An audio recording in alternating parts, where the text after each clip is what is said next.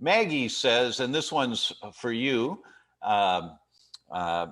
Misty, she says, I take valerian root and melatonin at 10:30, but can't stay asleep for more than 5 hours a night. Why? It's driving me crazy. It's cortisol. That's what it is for all of us when we can't sleep at night.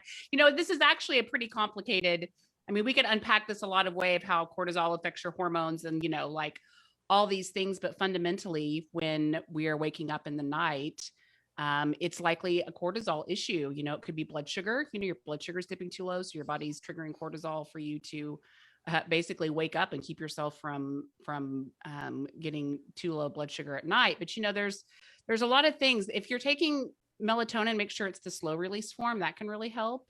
And GABA can help too. Sometimes, if you wake up at night and you need to get back to sleep, GABA is a good one. I love CBD. That's my go-to. I actually haven't had trouble waking up at night in probably 2 years. I had some trouble in 2019. But I haven't since then. And for me, it was a hormone issue. I needed to get my estrogen bumped up a little bit more. I'm on bioidentical hormone replacement therapy.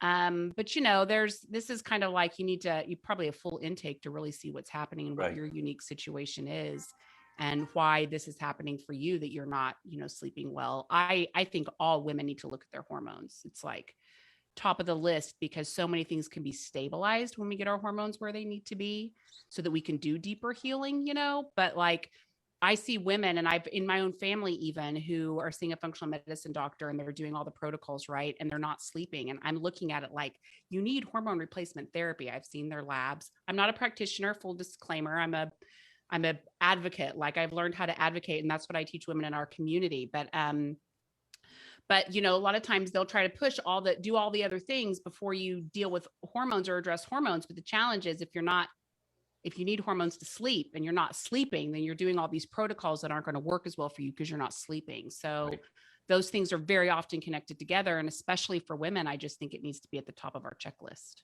I agree. I fully agree with that. And